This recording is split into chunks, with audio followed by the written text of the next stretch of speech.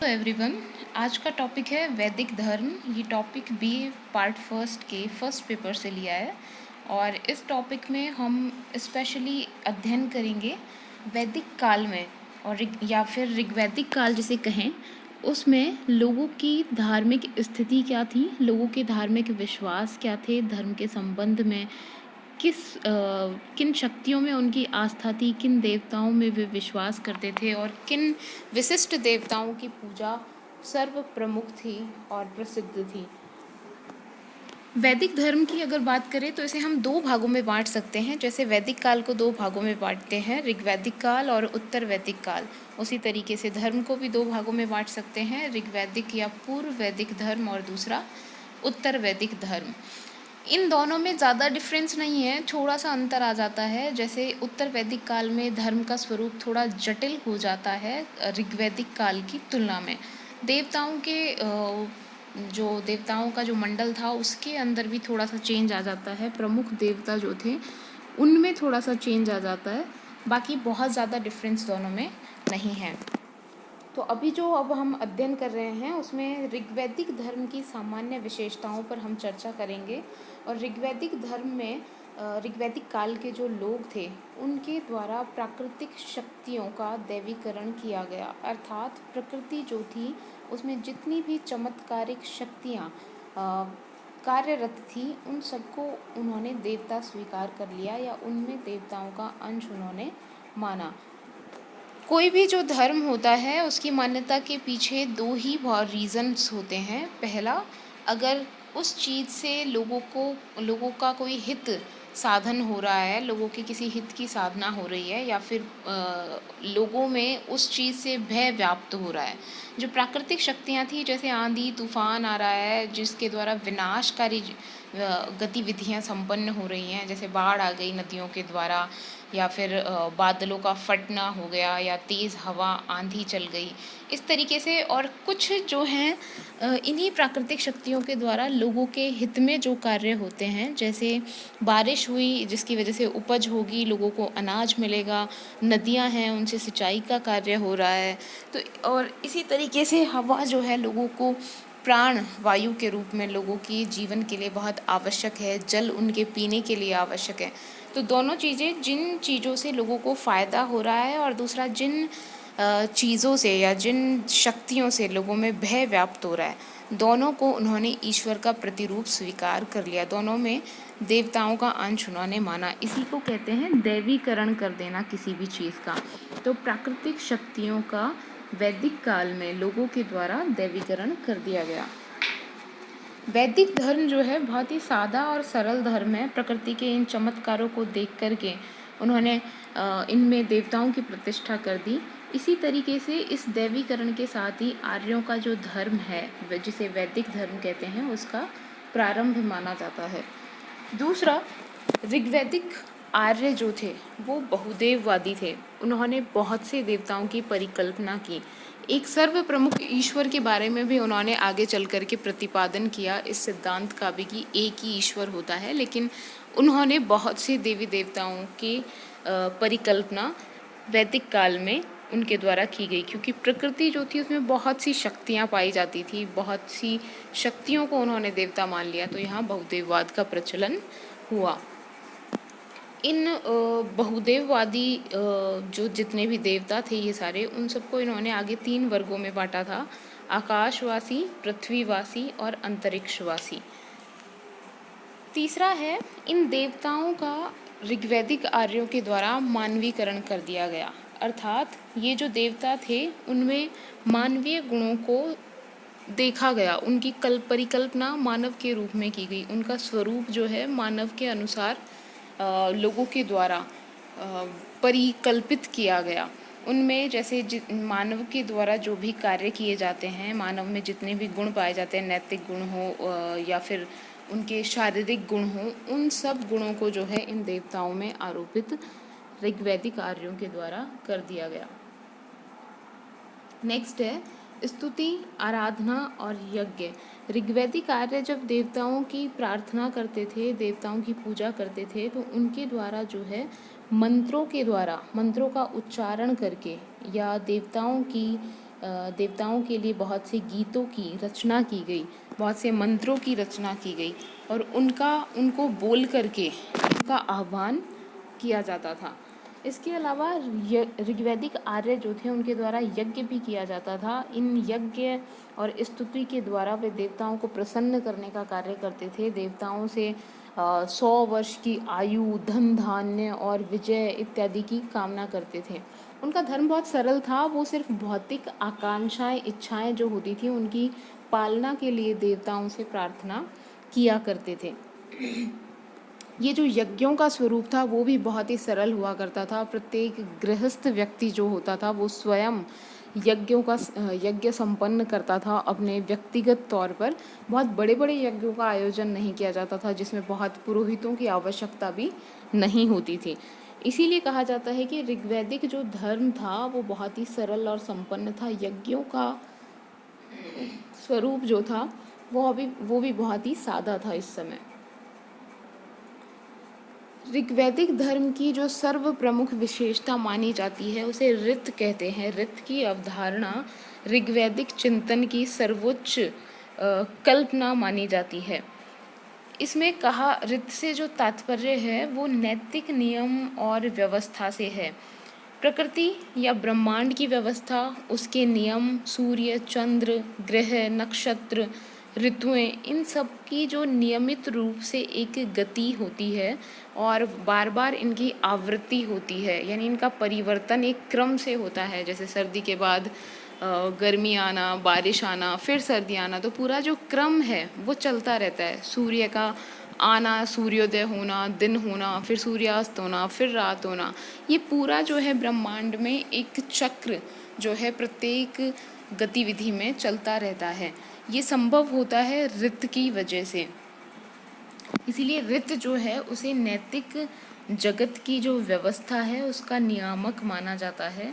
कहा जाता है कि अगर ऋत इस व्यवस्था का अतिक्रमण कर दिया जाए, इस व्यवस्था के विरोध में कोई कार्य किया जाए, उसी से ही पाप की उत्पत्ति होती है।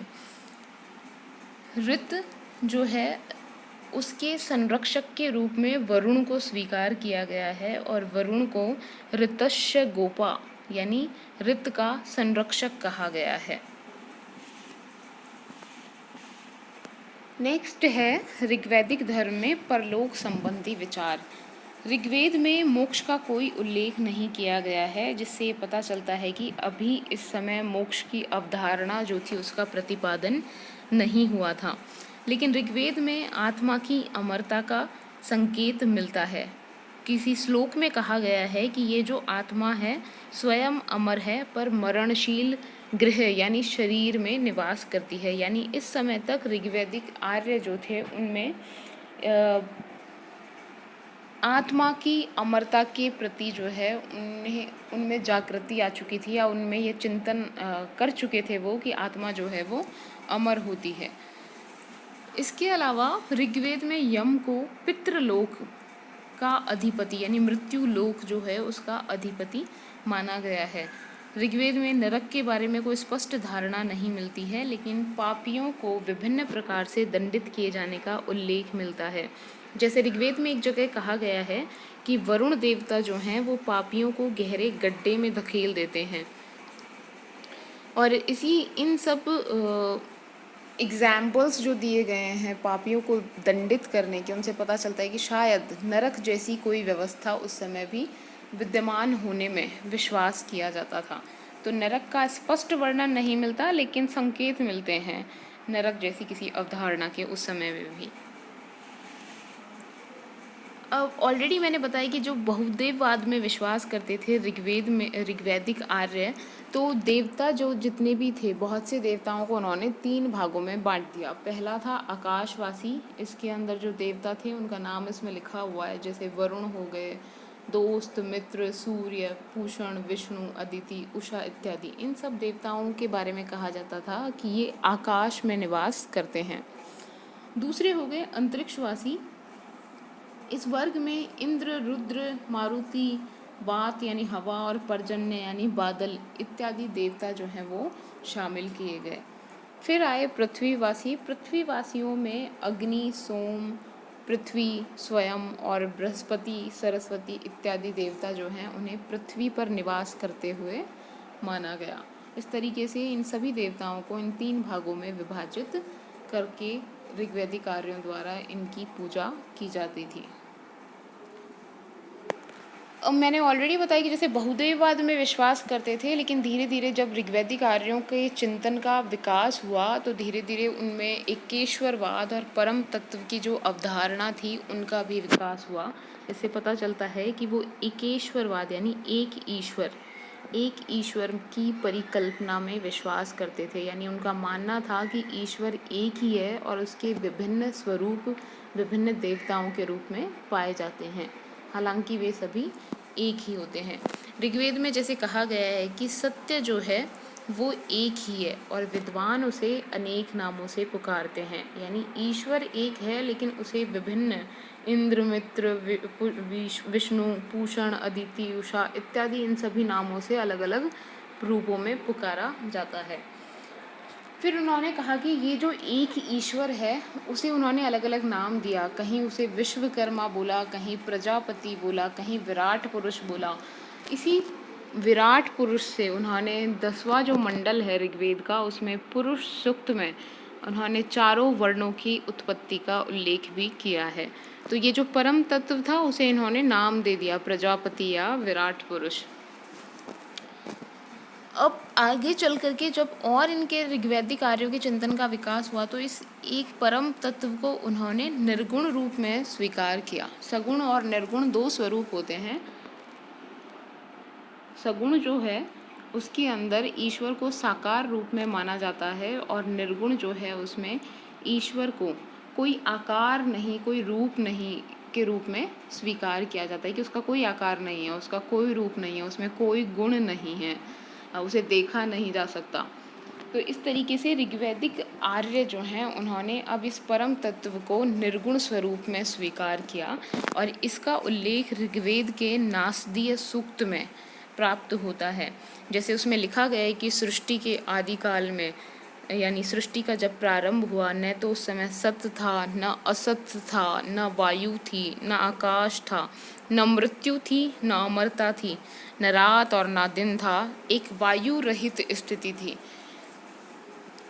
जिसके अंदर वह सांस ले रहा था और उसके अलावा और कुछ भी नहीं था। यानी वो सिर्फ एक परम शक्ति आदिकाल में इस सृष्टि के प्रारंभ में थी जिसका कोई स्वरूप नहीं था। इसी प्रकार से ऋग्वैदिक काल का यह जो विचार है परम तत्व के निर्गुण स्वरूप वाला, ये हमें अद्वैतवादी चिंतन की ओर जो है पहुंचाता है, जो आगे चल कर के उपनिषदों में प्राप्त होता है। ऋग्वेद में परम तत्व की अवधारणा का विकास क्रमिक रूप से हुआ, जिसके कई चरण बताए गए हैं, जिनमें सबसे पहला बहुदेववाद। जैसे मैंने बताया कि ऋग्वैदिक जो आर्य थे वो विश्वास करते थे किसमें, बहुदेववाद में। बहुदेववाद से धीरे धीरे इनके धर्म का विकास हुआ एकेश्वरवाद की ओर, ठीक है, और लास्ट में जाकर के ये पहुँचे एकत्ववाद तक। तो ये जो विकास है वो चरणबद्ध तरीके से हुआ, धीरे धीरे हुआ। तो इसके विभिन्न जो चरण थे उनमें सबसे पहला बहुदेववाद हो गया, जिसका मतलब है कि ऋग्वैदिक आर्यों के द्वारा बहुत से देवताओं के स्वरूप को, स्वतंत्र अस्तित्व को स्वीकार किया गया। इसके बाद आने वाले चरण में एकाधिदेववाद या सर्वेश्वरवाद, जिसके अंदर देवताओं के वरीयता क्रम की तलाश की जाने लगी। यानी देवताओं को वरीयता, प्रीफरेंस दी जाने लगी कि सबसे प्रमुख देवता ये है, इसके बाद सेकंड नंबर पर ये है, थर्ड पर ये है, फोर्थ पर ये है, इसी तरीके से। और इसी तरीके से सबसे प्रमुख देवता किसी एक देवता को मान लिया, जैसे इंद्र को सबसे प्रमुख देवता मान लिया। फिर कुछ समय बाद आने वाले समय में वरुण को सर्व प्रमुख देवता मान लिया, फिर विष्णु को मान लिया, इस कुछ समय तक प्रजापति को भी माना। तो इस तरीके से विभिन्न देवताओं को समय समय पर सर्व प्रमुख देवताओं के रूप में स्वीकार किया गया। इसी को एकाधिदेववाद कहते हैं। इसके बाद एकेश्वरवाद। एकेश्वरवाद में एक स्थायी देवता की खोज हुई, एक सर्वोच्च देवता की धीरे धीरे खोज की जाने लगी। जिसके अंदर ये माना गया है कि जैसे प्रजापति हो गया या विश्वकर्मा हो गया, ये एक सर्वोच्च ईश्वर या देवता जो हैं वो ऋग्वैदिक आर्यों के द्वारा माने गए। चौथा जो चरण है उसे कहते हैं सर्वेश्वरवाद, जिसमें एक ईश्वर के द्वारा या विराट पुरुष के द्वारा सारी सृष्टि और ब्रह्मांड की उत्पत्ति मानी गई, या उसी से सारा ब्रह्मांड और सृष्टि जो है वो व्याप्त माना गया। लास्ट एकत्ववाद। इस एकत्ववाद के अंतर्गत ये जो एक ईश्वर की अवधारणा थी उसे निर्गुण स्वरूप प्रदान कर दिया गया। इस तरीके से आर्यों का जो धर्म था उसका क्रमिक रूप से विकास हुआ। इसमें जो ये है एक एकाधिदेववाद, जो सेकंड नंबर वाला पॉइंट है, उसे मैक्स मूलर जो एक इतिहासकार हैं जिन्होंने आर्यों का उद्गम स्थल मध्य एशिया माना था, उनके द्वारा ही इसको हीनोथिज्म कहा गया है। एकाधिदेववाद या सर्वेश्वरवाद को उन्होंने हीनोथिज्म का नाम दिया है।